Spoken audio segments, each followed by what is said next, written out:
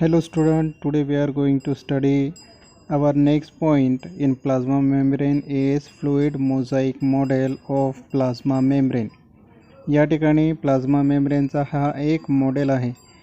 Plasma मेम्ब्रेनचं structure कसं आहे या बाबतीत वेगवेगळे मॉडेल वेगवेगळ्या सायंटिस्टने मांडले आहेत. त्यापैकी जो सगळ्यात लोकप्रिय आहे, जो वाइडली एक्सेप्टेड जो मॉडेल आहे तो आहे fluid mosaic model.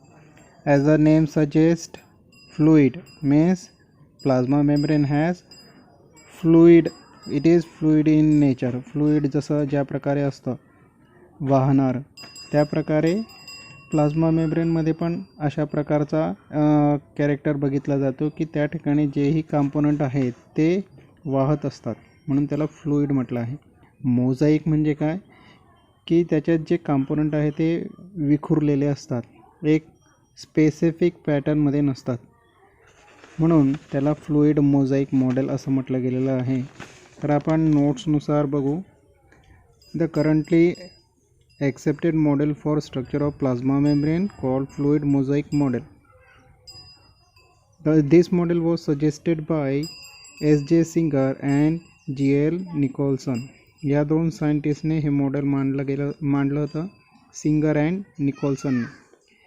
According to the fluid mosaic model, the plasma membrane of mosaic of component.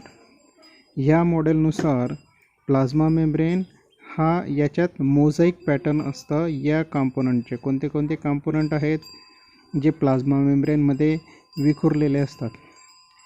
Phospholipid, cholesterol and protein. हे 3 कंपोनंट आहे ज्याच्याने प्लाझ्मा मेम्ब्रेन बनलेली आहे आणि हे फिक्स पॅटर्नमध्ये नसतात, हे विखुरलेले असतात. कोलेस्टेरॉल, प्रोटीन हे फॉस्फोलिपिड लेयरमध्ये विखुरलेले असतात मोझाईक पॅटर्नमध्ये. Okay, that moves freely and fluidity in the plane of the membrane. आणि हे त्या ठिकाणी फ्रीली त्या ठिकाणी मूव्ह करत असतात हे कंपोनंट, म्हणून त्याला फ्लुइडसारखं नेचर असतं, म्हणून त्याला फ्लुइड मॉडेल असं पण म्हटलं आहे. कंपोनंट विखुरलेले असतात म्हणून ते मोझाईक, म्हणून fluid mosaic model. The plasma membrane contain a bimolecular lipid layer. जर आपण प्लाझ्मा मेम्ब्रेन बघितलं तर त्याच्यामध्ये आपल्याला बायमॉलिक्युलर लिपिड लेयर. आता bimolecular lipid, in this diagram we can clearly understand this lipid bilayer. Actually it is phospholipid bilayer. आता phospholipid हा एक कंपोनंट आहे फॉस्फोलिपिडचा, आणि ही एक लेयर आहे, वरची एक पूर्ण लेयर, आणि ही फॉस्फोलिपिडची दुसरी लेयर आहे, म्हणून आपण त्याला काय म्हटलं आहे? Bi means 2 layers. Okay, plasma membrane has 2 layers of phospholipid, so it is called as phospholipid bilayer of plasma membrane. तर या प्रकारे the plasma membrane contain bimolecular lipid layer. Their outer and inner surface are interrupted by protein molecule. त्या मेम्ब्रेनचा outer surface आणि inner surface हा interrupt केला गेलेला असतो, म्हणजे त्या मेम्ब्रेनमध्ये प्रोटीन मॉलिक्यूल्स हे इन्सर्ट केले गेलेले असतात, म्हणजे प्रोटीन मॉलिक्यूल्स त्यांच्यामध्ये प्रेझेंट असतात या प्रकारे. आता ही पूर्ण एक मेम्ब्रेन आहे, या मेम्ब्रेनमध्ये एक प्रोटीन मॉलिक्यूल या प्रकारे आहे, दुसरा या प्रकारे.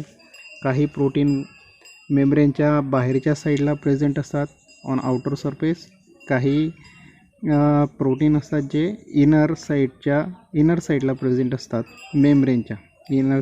जर आपण suppose this is a cell, okay, and is the outer membrane of the cell. हे outer membrane आहे आणि this is the inner membrane of the cell. Okay, तर काही प्रोटीन वरच्या बाजूला प्रेझेंट असतात या ठिकाणी या प्रकारे, काही प्रोटीन मधल्या बाजूने प्रेझेंट असतात, आणि काही प्रोटीन हे पूर्ण या प्रकारे प्रेझेंट असतील असे. ओके,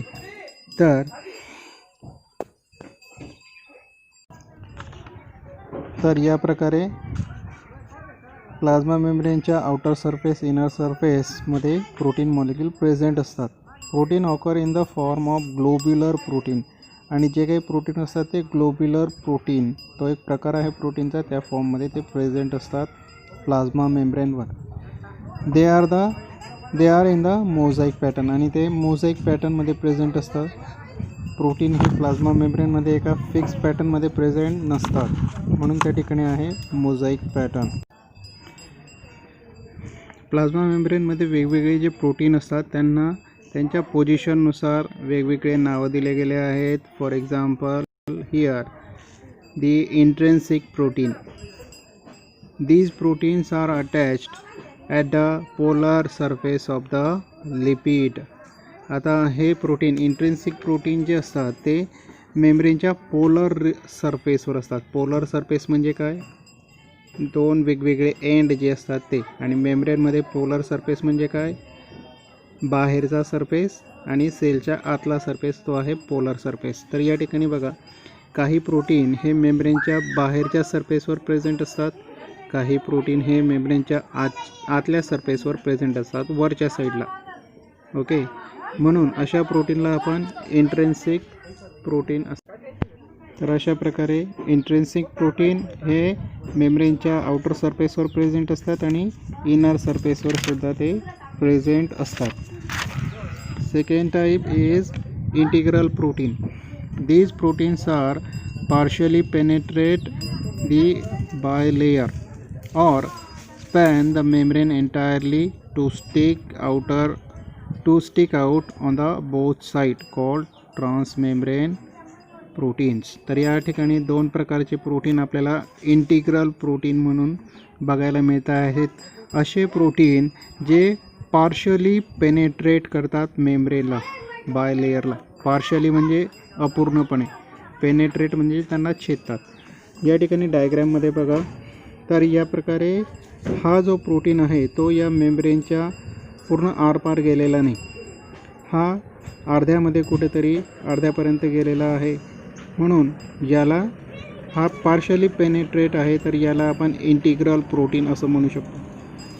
अशा प्रकारचे काही प्रोटीन असतात इंटिग्रल प्रोटीन, ज्या मेम्ब्रेनच्या पूर्ण मेम्ब्रेनला ते पेनेट्रेट करतात, पूर्ण मेम्ब्रेनच्या आरपार गेलेले असतात. अशा प्रोटीनला आपण म्हणणार ट्रान्समेम्ब्रेन प्रोटीन. तर हे दोघं प्रकार आहेत इंटिग्रल प्रोटीनचे. ठीक आहे, इंटिग्रल प्रोटीनमध्ये पार्शली पेनेट्रेटेड प्रोटीन पण असतात किंवा मग एंटायरली पेनेट्रेटेड प्रोटीन पण असतात. त्यांना आपण एंटायरली पेनेट्रेटेड जर असेल, मेम्ब्रेनला पूर्णपणे जर तो पेनेट्रेट करत असेल त्याला आपण ट्रान्समेम्ब्रेन म्हणणार, आणि तो जर अपूर्ण असेल तर त्याला आपण म्हणणार integral protein. Okay, Glycoproteins are formed when the peripheral proteins and outer part of transmembrane protein contain chain of sugar or oligosaccharide. Sugar किंवा ऑलिगोसॅकराइड. सॅकराइड म्हणजे हे आहेत कार्बोहायड्रेट, शुगर कार्बोहायड्रेट आहे. तर ग्लायकोप्रोटीन म्हणजे कोणते प्रोटीन? ग्लायकोप्रोटीन्स आर फॉर्म, हे तयार होतात केव्हा? तर नावानुसारच आपल्याला दिसतं आहे की ग्लायको आणि प्रोटीन दोन वेगवेगळे कंपोनंट जेव्हा एकत्र येतात तेव्हा ग्लायकोप्रोटीन तयार होतात. ग्लायको मीन्स कार्बोहायड्रेट आणि प्रोटीन म्हणजे प्रोटीन. आर फॉर्म वेन, केव्हा तयार होतात? जेव्हा पेरिफेरल प्रोटीन म्हणजे काय? जे आउटर मेम्ब्रेनवर किंवा इनर मेम्ब्रेनवर प्रेझेंट असतात ते. And outer part of transmembrane protein content chain of sugar और ऑलिगोसॅकराइड. जेव्हा अशा म्हणजे कार्बोहायड्रेट आणि प्रोटीन, ज्या प्रोटीनवर कार्बोहायड्रेट प्रेझेंट असतील, या ठिकाणी एक एक्झाम्पल बघा. तर ही लिपिड बायलेयर आहे, प्लाझ्मा मेम्ब्रेनचा एक तुकडा आपण घेतला, त्याच्यामध्ये हा आहे पेरिफेरल प्रोटीन म्हणजे मेम्ब्रेनच्या वरच्या बाजूला. तर या प्रोटीनला अटॅच आहे एक कार्बोहायड्रेटची चेन. अशा प्रकारे ह्या कार्बोहायड्रेट आणि प्रोटीन मिळून तयार झालेला आहे glycoprotein, ग्लायको carbohydrate protein.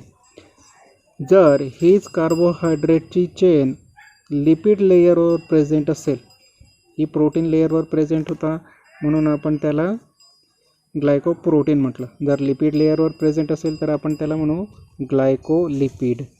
Okay, So about the glycolipid, some lipid of outer surface contain chain of sugar or oligosaccharide.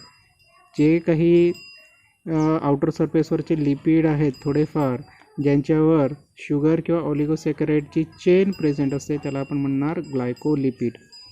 In the plasma membrane, viscosity is like a oil and other, and there is a considerable sideway movement of the lipid and protein molecule within it म्हणजे within plasma membrane. Plasma membrane मध्ये viscosity is like a oil. ज्याप्रमाणे ऑइलची व्हिस्कोसिटी असते त्याप्रमाणे मेम्ब्रेनसुद्धा त्या ऑइलप्रमाणे असतं. जसं आपण आधीच बघितलं की फ्लुईड पाण्यासारखं, तर या ठिकाणी पाण्यासारखं पूर्णपणे पाण्यासारखं नाही तर ऑइलसारखं त्याची व्हिस्कोसिटी असते. ज्याच्यामुळे कशामुळे होते ही की त्याच्यात जे काही कॉम्पोनंट असतात ते साईडवे मूवमेंट करतात.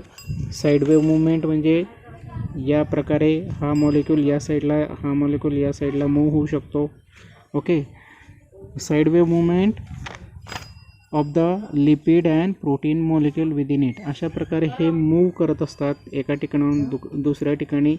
म्हणून आपल्याला त्या ठिकाणी लिक्विड नेचर असतं, ऑइली नेचर असतं प्लाझ्मा मेम्ब्रेनचं, म्हणून त्याला फ्लुईड असं म्हटलं गेलेलं आहे.